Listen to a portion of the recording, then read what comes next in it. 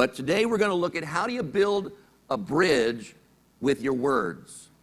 How do you build a bridge to other people in relationships with other individuals with your words? You know, whether that be your husband, your wife, your children, a friend, a neighbor, a coworker. In fact, here's what I want you to do right now. I want you to just bow your head, close your eyes, and I want you to think of some relationship in your life that you need to build a bridge to. You need to have a better connection with that person. It could be your husband. It could be your wife. It could be a child. It could be a coworker. Maybe it's an unbeliever. Maybe it's another Christian.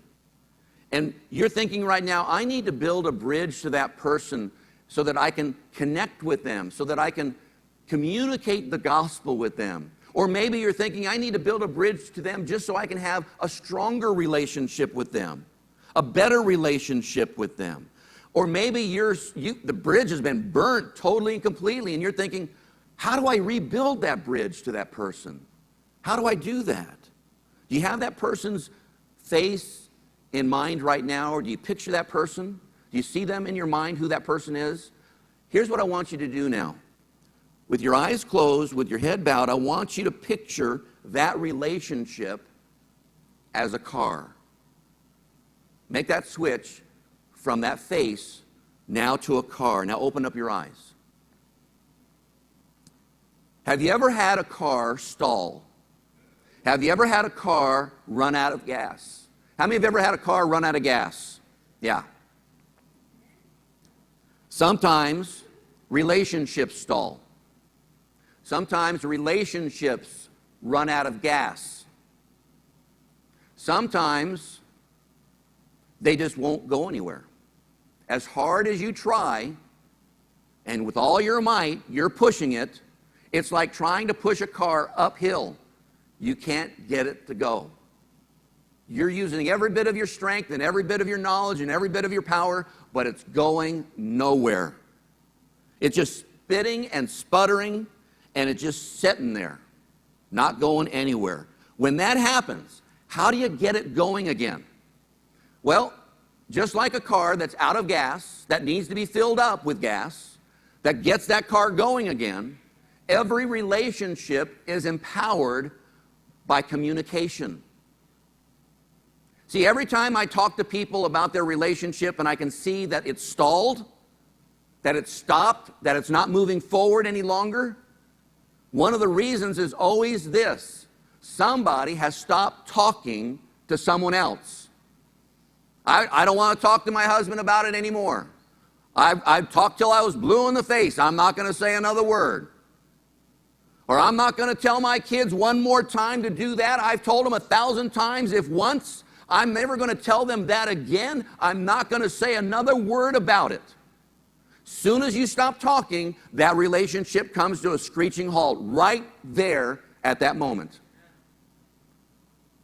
You see, it's communication that fuels the relationship, that gets it going. Today, 50% of wives say, my husband doesn't talk to me like I'd like him to. Don't look at your husband right now. That's not kosher. In 86% of divorces, the statement is made, we just couldn't communicate. They got to a point to where they just couldn't talk about it any longer. Maybe they had tried, but they just stopped. That's when the divorce came into play. Today, 1 in 4 kids say, I've never had a significant conversation with my dad. The majority of children in America have less than 10 minutes of significant and meaningful conversation with their parents each week. If you take the mother out of that equation, out of that scenario, you can bring it down to seconds. The amount of seconds that the child has significant and meaningful communication with their parent if the mom isn't involved. You know why?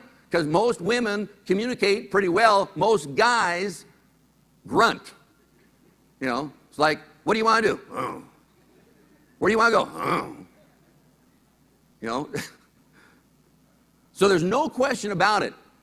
We need to improve our communication skills in order to be able to have better relationships with one another. If you want to have a better relationship with your husband or wife, you need to have better communication skills. As a parent, you want to have better relationship with your kids, you've got to communicate better with your kids. You want to have a better relationship with unbelievers, people who don't know Christ, you want to be able to talk to them, be able to share the gospel with them, then you better learn how to communicate with them. Does that make sense?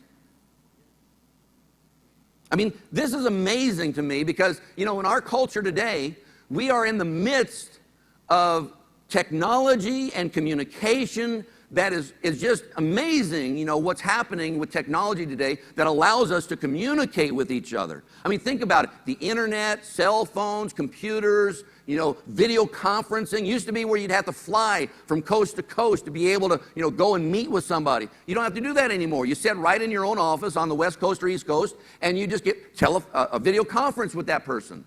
It's crazy. It's amazing the kind of technology that's out there these days. And yet, in spite of all of the things that we've tried to do to improve our communication through technology, the result has been the exact opposite. Fewer and fewer people are actually communicating with each other.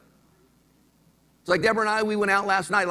Today is our 46th wedding anniversary. So, we went out for our wedding anniversary dinner last night, took them to a nice restaurant and everything, overlooking the ocean, Las Brisas over there in Newport Beach. Anyway, I don't know what city it is. I just know where the restaurant is. That's all I care about.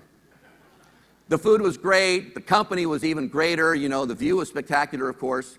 And one of the things that Deborah noticed, she looked at me and she says, "You notice all these people with their cell phones out and, texting?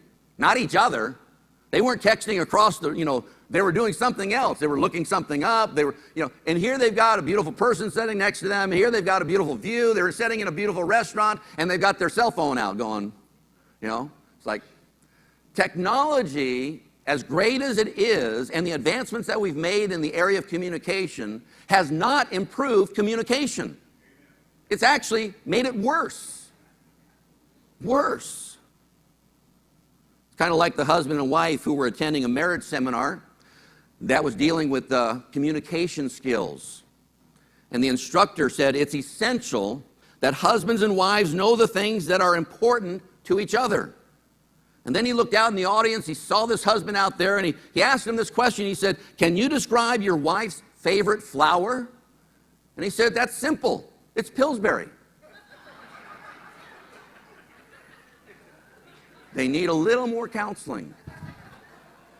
They need to spend a little bit more time, money, and energy on that marriage relationship.